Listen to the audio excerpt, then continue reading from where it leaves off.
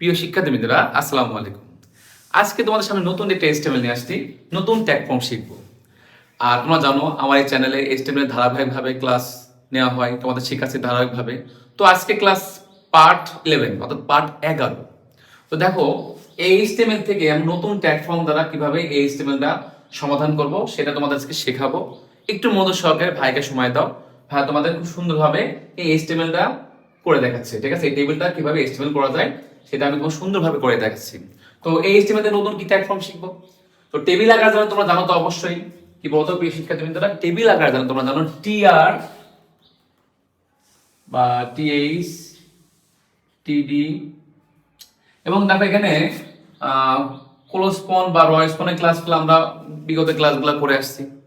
তো এইগুলো এখানেও লাগবে, ঠিক আছে? অর্থাৎ ক্লোজপন রয়স্পন এবং নতুন যেটা শিখবো আজকে শিখবো সেটা হলো অ্যালাইন সেন্টার। কি শিখবো? Align centre. আজকে তোমাদের আমি শিখাবো এই ট্যাগ ফর্মটাই, অ্যালাইন সেন্টার ট্যাগ ফর্মটা, যে অ্যালাইন সেন্টার কিভাবে করতে হয়, ঠিক আছে? আজকে শেখানোর মূল উদ্দেশ্য এই ট্যাগ ফর্মটা, অ্যালাইন সেন্টার। অ্যালাইন সেন্টার, ঠিক আছে? তো দেখো অ্যালাইন সেন্টার কিভাবে করতে হয়। তো খেয়াল করে দেখো, এই যে একটা টেবিল আকার আছে, এই টেবিলটাকে আমরা নেক্সট টেবিল করবো। সবাই দেখো, উত্তর দিলাম। শুরুর বেসিক ট্যাগ ফর্ম তো সবাই জানি আমরা। শুরুর বেসিক ট্যাগ ফর্ম কি বলতো, যে HTML লিখতে হবে, তারপর কি লিখতে বলতো, হেড লিখতে হবে, টাইটেল লিখতে হবে, তাই না? বলো, টাইটেল লিখলাম। টেবিল আকার আছে যেহেতু, তাহলে টাইটেল আমরা কি দেবো? টেবিল দেবো। কি দেবো? টেবিল দেবো। তো দেখো টেবিল, তাহলে টাইটেল কি বলতো? শেষ। এরপরে হেড শুরু করছিলাম, হেড কি বলতো? শেষ। এরপর বডি শুরু করছিলাম, বডি দিতে হবে। এই হলো বেসিক ট্যাগ ফর্ম। এই হলো কি বেসিক ট্যাগ ফর্ম, তোমরা সবাই জানো, ঠিক আছে? তো এই বেসিক ট্যাগ ফর্ম লেখার পরে এবার আমরা টেবিল দিতে থাকবো। টেবিল দেবো, উপরে কোনো লেখা টাখা কোনো কিছু না, যে ক্যাপশন ম্যাপশন দেবো কোনো কিছু নাই, ঠিক আছে? জাস্ট খালি টেবিল বর্ডার দিয়ে আমরা শুরু করবো। যেহেতু টেবিল আকার আছে, তা আমরা কি দেবো? Table border. টেবিল বর্ডার কি বলতো? 1 ইঞ্চি দেবো। তো দেখো এটা টেবিল আকার আছে, হ্যাঁ, কি আকার আছে? টেবিল আকার আছে। তাই টেবিল যেহেতু আকার আছে, তাহলে আমরা কি দেবো? টেবিল বর্ডার দেবো। কি দেবো? টেবিল বর্ডার দেবো। টেবিল বর্ডার লিখে টেবিল বর্ডার যে মাপটা, সেই মাপটা দিছি। তো খেয়াল করে দেখো, তাহলে টেবিলের বর্ডার দেওয়ার লেখা শেষ। এবার আমার কাজ কি বলতো, এই টেবিলের যদি এক একটা রর কাজ করে, তাহলে আমরা কি আসবে? টিআর এর ব্যবহার আসবে, তোমরা জানো। কারণ আমি টেবিল দিয়ে এর আগের অনেক বিগত ক্লাসে টেবিল দিয়ে এগুলো অনেক কটা HTML তোমাদের শিখাইছি না? বলো, তাহলে যারা এই টেবিল সহকারে টেবিলের দ্বারা কিভাবে HTML করতে হয়, হ্যাঁ, তারপরে প্যাচ লাগালে কিভাবে করতে হয়, আমি বিগত ক্লাসগুলো নিছি এবং আরো নেবো, সামনে নেবো। আমি তোমাদের বলছি যে আমি পূর্ণাঙ্গ, মানে HTML এর পূর্ণাঙ্গ 25 থেকে, মানে প্রায় 20 থেকে 25 থেকে কটা ট্যাগ ফর্ম আছে, সবগুলা তোমাদের শেখাই দেবো। মানে কোনো কিছু বাদ দেবো না, মানে যতগুলা তোমাদের দরকার আমি ঠিক ততগুলাই তোমাদের করাবো, ঠিক আছে? তো খেয়াল করে দেখো, তাহলে টিআর দিয়ে শুরু করবো। কারণ প্রথম রয়স্পনের কাজ করবো, টিআর দিয়ে শুরু করবো। টিআর দিয়ে শুরু করলাম। তো প্রথমে দেখো, এখানে দেখো এমটা, এই লেখা এমটা দেখো মাঝখানে রয়েছে। অর্থাৎ এই যে অ্যালাইন সেটের যে আমি একটা নতুন যে ট্যাগ ফর্ম তোমাদের শেখাবো, এই অ্যালাইন সেটের কাজ কি বলতো, যে কোনো লেখা বক্সের মধ্যে মাঝখানে চলে যাবে লেখাটা।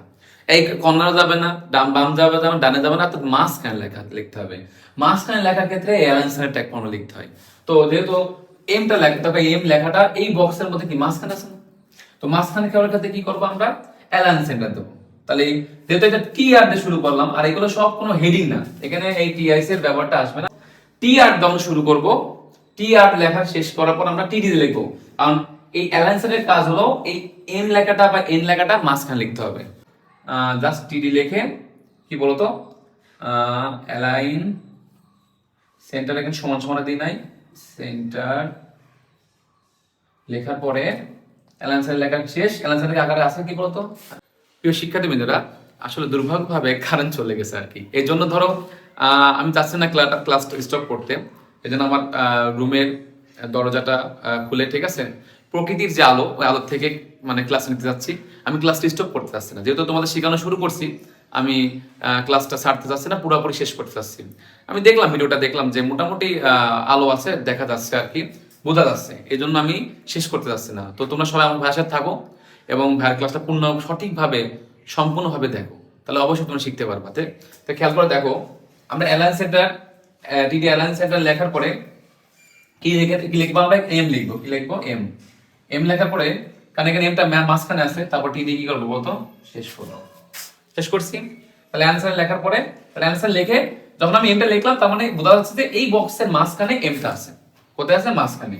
এরপরে দেখো আমরা যখন এনটা লিখবো, এনটা মাঝখানে আছে, ঠিক আছে, অ্যালায়েন্স সেন্টার আকারে লিখবো, কিন্তু দেখো এই যে দাগটা, এই দাগটা যাওয়ার কারণে কিন্তু প্লাস ওয়ান হওয়ার কথা ছিল, অর্থাৎ এখানে একটা কলাম যাওয়ার কথা, মানে দাগ যাওয়ার কথা, কিন্তু এন দেখো দুইটা ঘর দখল করে আছে। কয়টা ঘর? দুইটা ঘর দখল করে আছে, মানে লম্বালম্বি ক্লোজ স্পানের অর্থাৎ কলাম দুইটা দখল করে আছে। যখন কলাম দুটো দখল করে থাকে তখন কি আসে বলতো? ক্লোজ স্পান আসে। কি আসে? Close span. তো ক্লোজ স্পান কিভাবে করবো দেখো, খেয়াল করে দেখো। তাহলে আমরা আবার টিডি লিখে আগে আগে ক্লোজ স্পানের কাজটা আগে লিখতে হবে, অর্থাৎ লিখবো ক্লোজ স্পান 2। কেন? কারণ দুইটা ঘর আছে, এজন্য ক্লোজ স্পান 2 লিখে, ঠিক আছে, ক্লোজ স্পান 2 লিখে তারপর লিখবো আবার অ্যালায়েন্স সেন্টার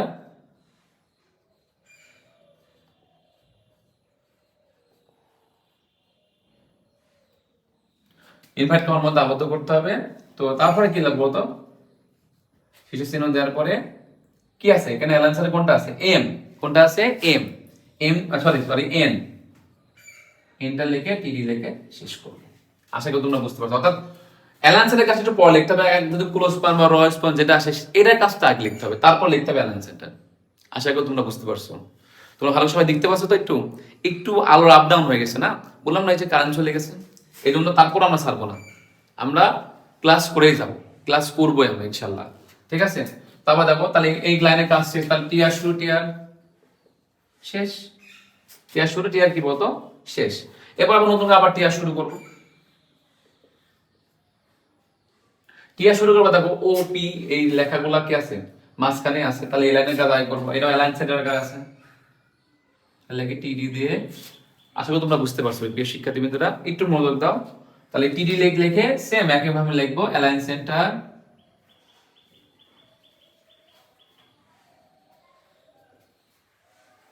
অ্যালায়েন্স সেন্টার লিখে কি আছে? অ্যালায়েন্স সেন্টার ও আছে, আবার টিডি শেষ, আবার টিডি লিখে কি বলতো?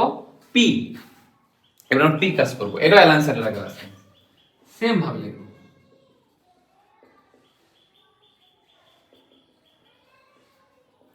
তারপর কি আছে? পি, তাই না? পি লিখে টিডি দিয়ে শেষ। আশা করি বুঝতে পারো, টিডি শুরু টিডি শেষ, অ্যালায়েন্স সেন্টারের কাজ আছে। এরপরেই দেখো কাজ, দেখো আমার তো এই রাশির পরে গেলে এই রাশির কাজ, অর্থাৎ এই যে ফাঁকা জায়গা আছে এবং এখানে দেখো র মানে র দখল করে আছে, দুইটা ঘর দখল করে আছে, ফাঁকা জায়গা, কোনো লেখা নাই কোনো কিছু। আর লেখা না থাকলে কি করতে হবে? এটাও আজকে তোমরা শিখে যাবা, এর আগে একটা ক্লাস মনে শিখাইছে এটা, তারপর আরেকটু আজকে ভালো করে শিখে নাও। তো দেখো এই রর কাজ যখন করবো, অর্থাৎ এই রাশি যখন কাজটা করবো, সাথে সাথে এই ফাঁকা ঘরের কাজটা করে নেবে। তবে এবং দেখো এটা দুইটা ঘর দখল করে আছে, যখন র দখল করে তখন কি আসে? র স্পান আসে, তাই না? বলো, তখন কি আসে? র স্পান আসে। তাহলে ফাঁকা খরচ তাই ভাবার কোনো কিছু কারণ নাই। তাহলে আমার লেখো টিডি লেখো, আর এটা তো কোনো সংখ্যা নাই যে অ্যালায়েন্স সেন্টার দেবো, ফাঁকা আছে। তো টিডি লেখে, কিন্তু এটা তো র স্পান আছে, দখল করে আছে, তাহলে এই জন্য র স্পান লিখবো সমান সমান 2, কারণ দুটা ঘর দখল করে আছে। দিয়ে কিন্তু ফাঁকা আছে, ফাঁকাই দিন, ফাঁকাই দিয়ে টিডি শেষ, ফাঁকাই দিয়ে ফেলবো। আশা করি বুঝতে পেরেছো। এবার টি আর দেখে শুরু করছিলাম, টি আর কি শেষ করে দেবো আমরা।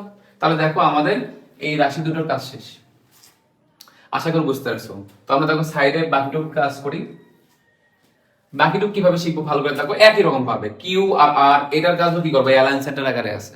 তাহলে কি কি করবো? টি আর দিয়ে শুরু করব, শুরু করে আবার সেম লিখবো, টিডি লিখে কি বলতো কি লিখবো? Alliance centre.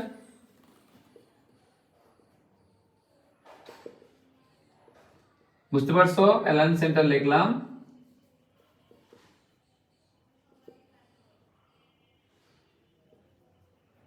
দিয়ে কি অ্যালায়েন্স সেন্টার আছে? কিউ, কিউ লিখে টিডি শেষ। তারপর আছে আর, কি আছে? আর, এটাও টিডি লিখে কি লিখবো? টিডি লিখে অ্যালায়েন্স সেম এক যেরকম আমরা কিউ লিখলাম একদম সেম টু সেম তাই লিখবো, কোনো পরিবর্তন নাই।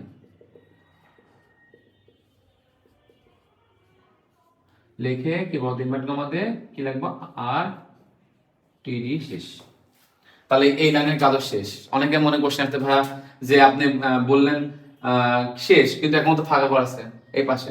তুমি এটা খেয়াল করে দেখো, যখন আমরা এই রাশির কাজটা করছিলাম তার সাথে এই রসবন করে, অর্থাৎ আমার এতটুকুর কাজ আমরা এখানে শেষ করে ফেলছি, এখন শুধু বাকি আছে এতটুকু। এই জন্য এতটুকু কাজ এটা হবে। এখানে এই ফাঁকা করার কাজটা আমরা আগের রাশির সাথে আমরা করে ফেলছি, এই জন্য আগেই আমরা রসবন করে ফেলছি, এই জন্য পরবর্তী রাশিতে এটা আসবে, শুধুমাত্র কিউ আর আর কাজে আসবে। তাহলে টি আর দিয়ে শুরু করেছিলাম, টি আর দিয়ে কি বলতো শিক্ষার্থীরা শেষ, টি আর শেষ। এবার করছিলাম টেবিল বটাতে শুরু, টেবিল দিয়ে শুরু করেছিলাম, টেবিল শেষ। এবং কি বলতো বডিতে শুরু করেছিলাম, বডি শেষ। এবং সর্বশেষ যে এইচটিএমএল দিয়ে শুরু করেছিলাম, এইচটিএমএল কি বলতো শেষ করে পুরোপুরি এইচটিএমএলটাই শেষ। তো প্রিয় শিক্ষার্থীবৃন্দরা, ক্লাস আজকে এই পর্যন্তই, ঠিক আছে?